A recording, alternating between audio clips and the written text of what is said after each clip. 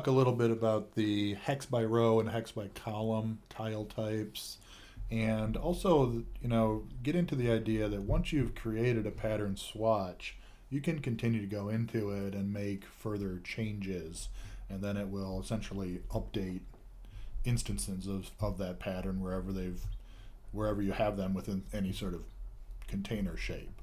So, but firstly, let's start with just this idea of a hex. So I'm going to take here this hexagon shape.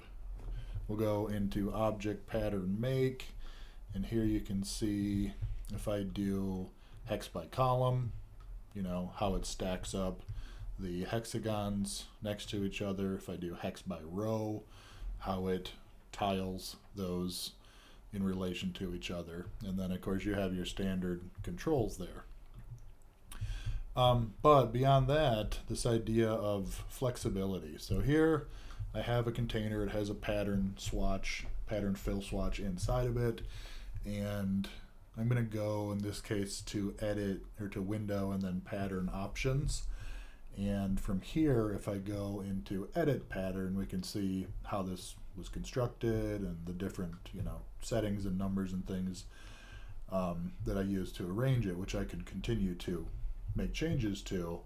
But beyond that, I could make changes to the artwork itself. So for example, I can make it bigger, I can rotate it, I can do basic things like that. But also within layers, I do have the group here with the different parts and pieces that make up the shapes of this object. And I could go in and say, okay, maybe I want to change the color of something, or so I'll give this a yellow fill and a black stroke, and then up the stroke weight a bit to make it completely different essentially than how it was before. Click done, and then wherever that pattern appears in my design, could be more than one location, it's going to have updated. Same thing with something like this. I can go into this pattern. Do need to be clicking on fill here for it to let me go into the pattern. If I'm on stroke, it's going to get confused. So pattern options, click on edit pattern, and then from here, I could say I want to add another shape entirely. So I'm going to create a circle.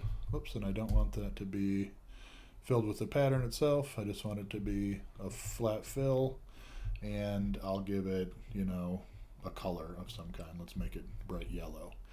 And then of course I adjust it, make it, I could change the color of any of these too, and continue to change the artwork all I want to. When I'm done, click done, and then again, that pattern, very flexible. So yeah, hopefully that gives you some ideas.